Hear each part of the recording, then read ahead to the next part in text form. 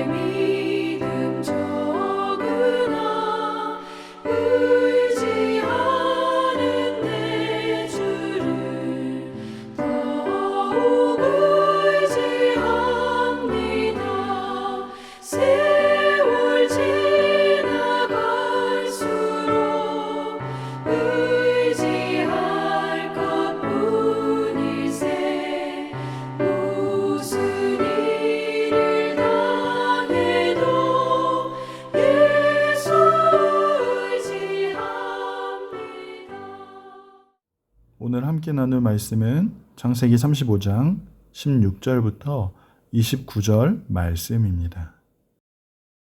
그들이 베델에서 길을 떠나 에브라스에 이르기까지 얼마간 거리를 둔 곳에서 라헬이 해산하게 되어 심히 고생하여 그가 난산할 즈음에 산파가 그에게 이르되 두려워하지 말라.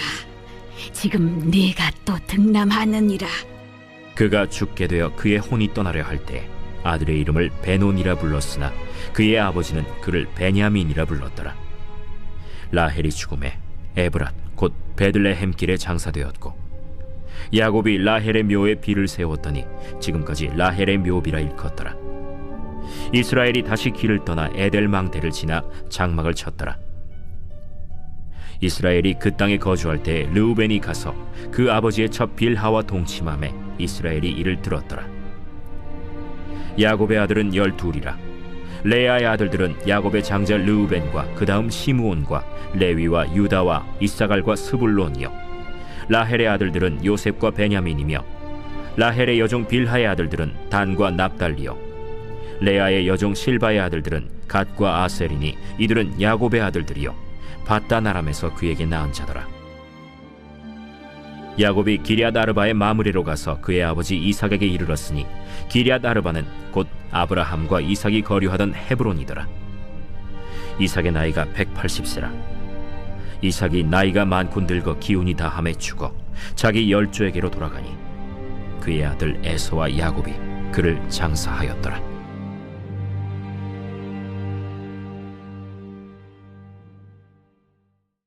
이 시간 베노니에서 베냐민으로 라는 제목으로 함께 말씀 나누기를 원합니다. 사랑하는 여러분, 우리가 신앙생활을 하면서 때로 말씀으로 은혜를 받고 다시 한번 하나님 앞에 순종하며 살기로 결단을 할 때 하나님과 우리는 더 깊은 관계로 나아갑니다. 하지만 이렇게 은혜가 충만하고 또 다시 한번 순종하려고 할 때에 때로는 시험 드는 일들이 계속해서 생겨서 믿음으로 일어서지 못하도록 만드는 그런 상황들이 우리에게 일어나는 것을 경험합니다. 오늘 야곱의 모습도 보시면 하나님께서 그에게 복을 주시고 더 이상 속이는 야곱이 아니라 이스라엘이라는 새 이름으로 불러주셨습니다. 하나님과 겨루어 이긴 자, 하나님의 다스림을 받는 자라는 그런 새 이름을 받은 것이죠. 그 이름과 함께 너를 통해 자손이 번성하게 되리라. 아브라함과 이삭에게 약속으로 준 가나안 땅을 너와 내 후손에게 주리라 약속해 주셨습니다. 가나안으로 돌아온 야곱에게 하나님이 이렇게 약속의 말씀을 주셨다면 이제 야곱의 인생은 행복의 시작이라 할 수 있을 것 같습니다. 하지만 오늘 본문에 나오는 내용들은 사랑하는 아내 라헬의 죽음, 장자 르후벤의 악행, 그리고 사랑하는 아버지 이삭의 죽음에 관한 그러한 내용들입니다. 우리가 잘 알다시피 야곱이 밧단 아람의 외삼촌의 집에서 14년 이상을 일했던 것은 그의 사랑하는 아내 라헬을 얻기 위해서였죠. 야곱은 라헬을 너무나도 사랑하여서 그녀를 위해 일하는 모든 날들을 수일처럼 여겼다 말씀합니다. 야곱이 그렇게 사랑했던 라헬이 둘째 아이를 낳으려다가 난산으로 인해 죽음을 맞이하게 됩니다. 첫 아들 요셉 이후 임신하지 못하다가 둘째를 겨우겨우 임신을 하게 돼서 사실 야곱과 라헬은 너무나 기뻤을 것입니다. 하지만 아이를 낳는 과정에서 라헬은 난산으로 고통 중에 죽어가면서 아이의 이름을 베노니라고 지었습니다. 슬픔의 아들이라는 그런 의미를 가진 베노니, 사랑하는 남편과 자식을 두고 떠나야 하는, 그렇게도 원했던 둘째 아들을 낳았는데 그 아들을 이제 품에 제대로 안아보지 못한 채 죽어가야 하는 자신의 그 슬픈 마음을 아이의 이름에 담은 것이죠.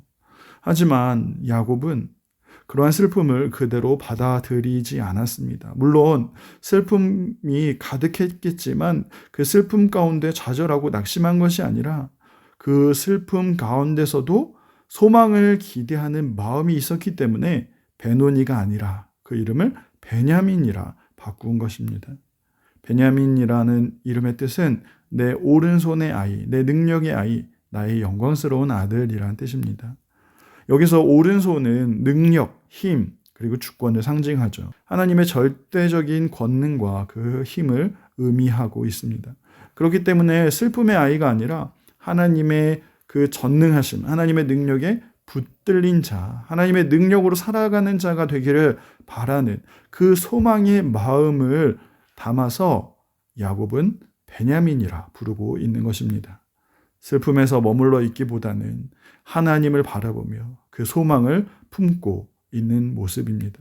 그래서 20절까지의 모습을 보면 계속해서 야곱이라고 기록되어 있지만 21절에서 이제 이스라엘로 부르고 있습니다. 사랑하는 아내를 잃은 슬픔이 가득하지만 거기서 무너지는 것이 아니라 믿음으로 자기의 가야 할 길을 걷는 이스라엘의 모습인 것이죠. 사랑하는 성도 여러분, 야곱이 사랑하는 아내 라헬을 잃어버린 것처럼 우리도 때때로 견딜 수 없는 그러한 슬픔을 당할 때가 있습니다. 분명히 신앙의 결단을 하고 이스라엘로 살아가기를 결단하였지만 그 다음에 따라오는 환경은 축복의 모습이 아니라 슬픔과 낙심일 때가 있다라는 것이죠. 하지만 오늘 야곱이 그의 앞길을 인도하시는 하나님을 바라보면서 묵묵히 자신의 길을 걸어갔던 것처럼 우리도 슬픈 일이 여전히 우리 안에 많이 있지만 특별히 신앙의 결단 이후에 어려운 일이 다가온다고 할지라도 그런 상황에서도 우리가 기억해야 할 것은 우리와 함께 하시는 하나님을 신뢰하고 하나님을 바라보아야 한다라는 것이죠. 야곱에서 이스라엘의 이름이 바뀐 이후에 하나님의 평강이 임할 줄 알았지만 오히려 사랑하는 라헬의 죽음으로 큰 슬픔을 맞이하였습니다. 하지만 야곱의 슬픔은 여기서 끝이 아니었습니다. 조금 지나자 큰아들 장남이었던 르우벤이 야곱의 첫 빌하와 간통을 하게 된 것이죠. 단순히 정욕에 따라 행동한 것이 아니라 이 모습은 아버지의 권위에 도전하는 모습이었습니다. 야곱, 아버지로서의 야곱에게 가장 큰 슬픔이 되고 상처가 되고 아픔이 되는 일입니다. 성경에 보면 아브넬이 사울의 후궁이었던 리스바를 취한 일, 또 압살롬이 아버지 다윗의 후궁을 범한 것, 또 아도니아가 아버지의 첩을 취한 것처럼 당시 고대 사회에서는 전임 왕의 왕위를 이어받았다라는 것을 공식적으로 나타내는 일 가운데 하나가 바로 전임 왕의 여자를 취하는 일이었습니다. 오늘 르우벤 역시 어머니와 경쟁하던 라헬이 죽자 아버지의 첩이며 라헬의 몸종인 빌하를 강간을 하면서 간통을 하면서 자신이 맏아들의 권한을 가진 자라는 것을 동생들에게 나타내려 했던 것 같습니다. 자기 힘으로, 자기 방법으로 맏아들의 자리에서 맏아들의 그 복을 누리고자 한 것이었습니다. 이렇게 야곱의 이름이 바뀌고 분명히 이스라엘로 살아가고자 했지만 여전히 야곱의 자녀들은 언약 백성답지 못한 일을 하고 있고 뿐만 아니라 야곱은 계속해서 상처받는 일만 받게 되었습니다. 사랑하는 성도 여러분, 결국 이러한 죄악을 행할 르우벤이 어떻게 되었습니까? 자신의 힘으로 자신이 원하는 것을 얻으려고 하였지만 그 죄악 가운데 결국 르우벤은 장자의 복을 얻지 못하였다라는 사실입니다. 여기서 중요한 사실은 물론 르우벤이 이러한 죄악을 통해서 또 야곱이 맏아들의 죄악 가운데 너무나 큰 상실을 경험하게 되었지만 그럼에도 불구하고 하나님은 하나님의 일을 신실하게 이루어 가셨다는 사실입니다. 마찬가지로 우리가 우리의 소원을 이루기 위해서 아무리 발버둥 친다고 할지라도 결국에는 우리 인생은 하나님의 붙들림 바 되었기 때문에 하나님의 신실하심이 우리의 인생을 이끌어 가신다라는 사실입니다. 그렇기 때문에 때로는 우리는 믿음으로 기다리는 훈련이 필요합니다. 하나님의 일하실 시간을 기대하는 그런 훈련이 필요한 것이죠. 그렇다고 해서 아무것도 하지 말라는, 가만히 있으라는 의미가 아니라 야곱은 이러한 슬픔의 연속 가운데서도 자신이 가야 할 길, 아버지 이삭이 있는 마므레까지 계속해서 묵묵히 걸어가고 있다는 사실입니다. 마찬가지로 우리 역시 우리를 향하신 하나님의 뜻을 기대하고 소망하면서 슬픔과 낙심과 좌절 가운데 머무르는 것이 아니라 하나님의 방법을 소망함으로, 하나님을 인정함으로 오늘 우리의 삶에 최선을 다해야 하는 것이죠. 하나님은 오늘도 우리의 삶에 우리의 최선을 기뻐하시고 그러한 삶의 모습 가운데 하나님의 신실한 역사를 나타내 주시기 때문입니다. 이렇게 언약 백성들은 신실하지 못한 모습을 계속해서 보이고 있지만 언약을 맺으신 하나님은 여전히 신실한 분이시기 때문에 그 신실하심으로 끝까지 언약을 이루어 가고 계십니다. 그래서 이후에 야곱의 12아들에 대한 내용이 이어서 나오고 있고 12아들을 통해서 하나님은 이스라엘이라는 하나의 국가, 하나님 나라의 기초를 준비하고 계시는 것입니다. 라헬의 죽음, 르우벤 아들의 죄악으로 인해 큰 슬픔을 겪은 오늘 본문은 계속해서 또 한 가지의 슬픔을 이야기합니다. 바로 사랑하는 아버지 이삭의 죽음인 것이죠. 그런데 여기서 우리가 기억해야 될 것은 하나님은 그 슬픔만을 허락하시는 것이 아니라 그 슬픔 속에서도 하나님의 위로를 허락해 주시고 계십니다. 라헬의 죽음 속에서도 베냐민을 태어나게 하셔서 새 생명을 허락해 주신 것처럼 장자 르우벤의 죄악 속에서도 이스라엘의 12아들을 통해 하나님의 나라를 준비하신 것처럼 마지막 야곱을 통해서도 형제의 아름다운 연합을 준비하신 것이죠. 사랑하는 성도 여러분, 오늘 야곱의 인생은 분명 슬픔의 연속이었습니다. 특히 이스라엘로 이름이 바뀌고 이제는 복을 받을 줄 알았지만 오히려 계속해서 더 큰 슬픔이 찾아왔습니다. 하지만 야곱의 시점에서는 정말 아무것도 눈에 보이지 않았겠지만 하나님은 그 모든 일들을 통해서도 하나님의 약속을 신실하게 이루어 가셨다는 사실입니다. 하나님의 나라를 세우시기 위해서 신실하게 일하셨다는 사실인 것이죠. 사랑하는 성도 여러분, 우리 인생은 야곱처럼 어쩌면 고난의 연속이고 슬픔의 연속입니다. 하지만 정말로 중요한 사실은 그럼에도 하나님은 살아계셔서 하나님의 백성들을, 우리들을 가장 선한 길로 인도해 주십니다. 우리 눈에는 분명 슬픔과 고통의 시간이지만 낙심으로 가득 찬 시간일 수도 있겠지만 하나님에게는 우리를 하나님의 나라로, 하나님의 백성으로 세우시는 하나님의 일하시는 시간인 것이죠.